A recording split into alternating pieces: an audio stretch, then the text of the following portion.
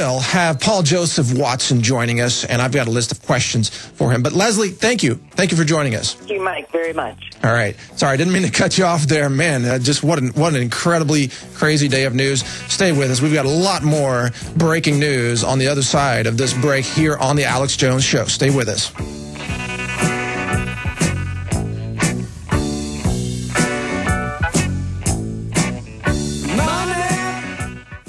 We're on the march. The empire's on the run. Alex Jones and the GCN Radio Network.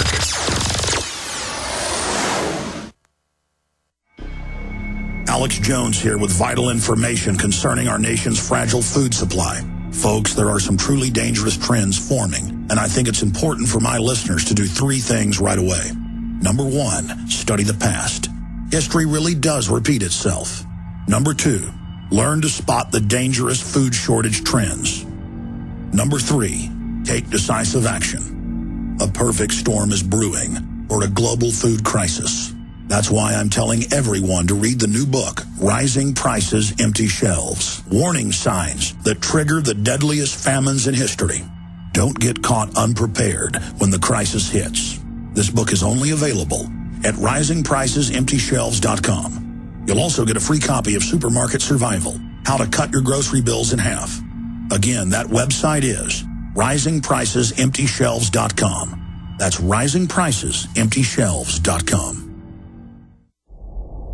Hundreds of nations have fallen to tyranny in the last century alone. This is our last chance to not relive history. As we're finishing off this agenda, they'll be pulling the rug from underneath Americans at home. I have tremendous influence on our president and Congress, and they really are calling the shots. I think it's incumbent upon all of us as American citizens to pay attention. Fall of the Republic identifies the enemies of our nation, the criminal offshore cartel, hell-bent on destroying sovereignty, and on its ashes constructing world government. Tim Geithner, Bernanke, they're arsonists. They're asking for more matches. And the Congress is saying, who do we make the check out to? Today seems like nobody does care. And right now in Washington, D.C., we have seen a fall of the Republic.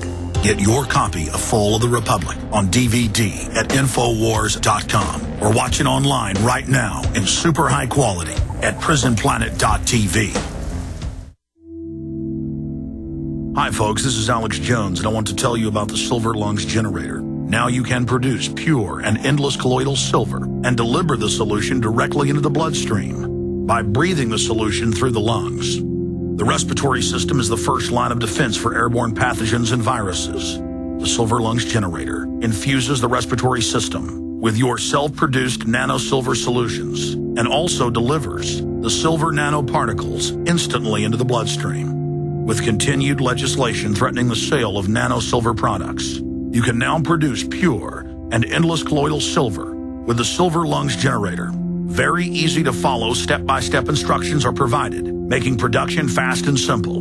Go to www.silverlungs.com today and learn more about the breakthrough technology of the Silver Lungs Generator. That's www.silverlungs.com.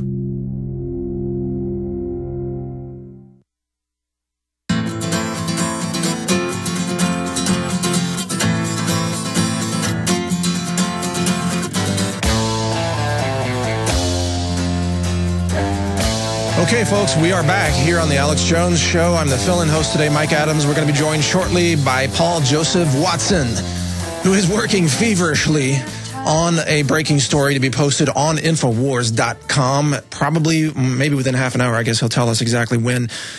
Before we bring Paul Watson in, I just want to cover a couple of things here on this issue. This breaking news today, this is the biggest news story happening probably on the planet today, because we're talking about a false flag pretext for war in the Middle East. The Obama administration now practically being caught just fudging a false flag attempted assassination plot against a Saudi ambassador in the United States involving an Iranian used car salesman from Texas who has been just probably another patsy set up by perhaps the FBI, perhaps the CIA, certain rogue elements within those agencies. I'm going to ask Paul Watson about more about that. But let's go to the mainstream media very quickly and see how they are beating the drums for war. Beating the war drums. The Washington Post. Obama blames Iran government for role in assassination plot against Saudi diplomat. Wow, how convenient is that? Problem, reaction, solution from the Obama administration. A former Netanyahu advisor says time for the U.S. to strike Iran. Very convenient pretext there. Daily News says Iran's terror plot marks the end of engagement. It's time for Washington to get tough with Tehran. Oh, really? Time to get tough because of this? Because of this just juvenile assassination plot? Really? What else do we have here? Treasury official. Iran sanctions are working, and we should keep them going. This is from CNN Politics. Baltimore Sun reports attacking Iran would invite disaster. Here's a little different point of view on this. Yeah, of course it would invite disaster. Disaster for Israel and much more. Here's something from CBS News. Very interesting. It leads off with, quote, the alleged plot to kill the Saudi ambassador to the United States was comically amateurish. Yeah, no kidding. But the U.S. government believes not only that it was approved at high levels in Tehran, but also that it was not the only plot, from CBS News correspondent Bill Plante.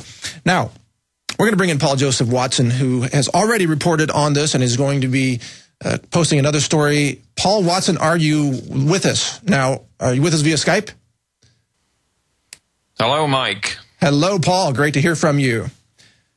All right. Yeah, basically what's happening is that Defense Secretary Leon Panetta visited Tel Aviv back on October 3rd, and it appears as if the Israelis basically told him, look, we've got a 2-month window for this strike on Iran. We've got to get it done before winter, because if we wait, then it's going to make it a whole lot more difficult. And the debate apparently has been on how the United States would give the green light for this Israeli assault on Iran.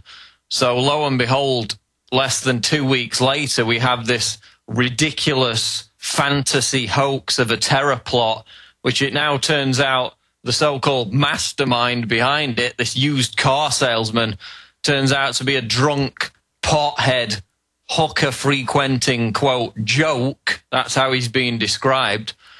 But now this fake plot is being aggressively exploited from everyone from, you know, Hillary Clinton, John Kerry to John McCain. And it's interesting because back in February last year, we wrote that it would be an assassination attempt that would be used as the pretext to go into Iran. Now, we speculated that it might be Obama as the target. It actually turns out that Obama is now being pressured by the neocons. He's being blackmailed into this attack because they're saying this is the only way to get tough, to save your presidency, is to greenlight this attack on Iran. So, you know, 10 days after Panetta visits Tel Aviv, the Israelis basically tell him, look, this is what's going to happen. You better get on board with it. And then 10 days later, we have this ridiculous fake terror plot, which is Anthony Schaefer, Lieutenant Colonel, told Andrew Napolitano last night on Fox Business, is a complete myth. There's no evidence to detail it within the FBI channels. Schaefer had an FBI insider, an FBI investigator, look to see if he could find any details regarding this alleged plot, and he found absolutely nothing. It's being completely manufactured out of whole cloth, and now it's being used as the pretext to greenlight this pre-planned Israeli assault on Iran. But Paul, importantly on this, and an outstanding analysis you've offered us already, and I know more coming from you today with new stories to be posted on Infowars.com, but the question is the mainstream media going to continue to buy it, and will the people of America buy into this, even though it is now an obvious hoax? I mean, we've got some media outlets are questioning it. Others are buying into it. Where do you see this playing out across the mainstream media and then in the minds of the American people?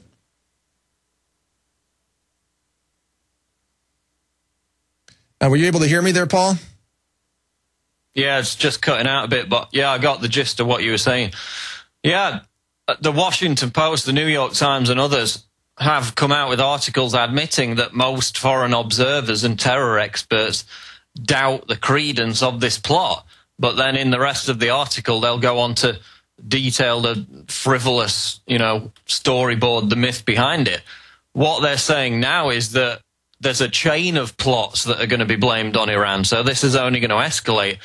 And now Time magazine has come out and basically said, look, the response to this is not going to be sanctions. It's not going to be isolation of Iran. It's a pretext for war. So they're going beyond saying that it's just going to be another tactic to isolate Iran and saying that Obama's going to have to get tough, or he's going to be accused of being, quote, soft on Iran. So that's what the likes of Time magazine are saying. So they're going to play this game where Obama gets the right cover from the neocons. Michelle Bachmann, Romney, they've all come out, all the so-called Tea Party people, and said that it proves the case that we need to go and attack Iran. So Obama's got right cover from his supposed political enemies who have all teamed up together to support him, and now, the green light's being given. Paul Watson, does the term CS1 mean anything to you? CS1 as referring to a paid informant with the Department of Justice. I'm just getting some breaking news handed to me here. Is that something you've covered so far?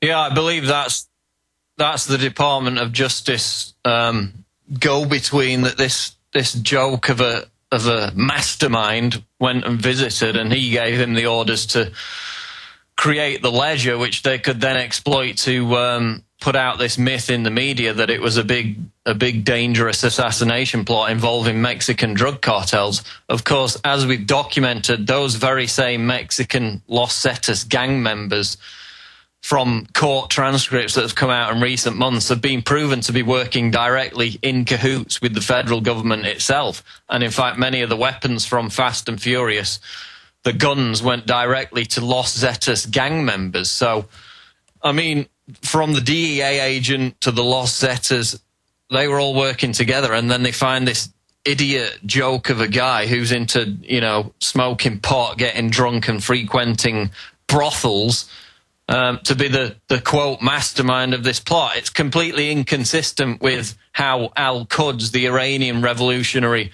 Special Tactics Unit, works, as every terror expert has said.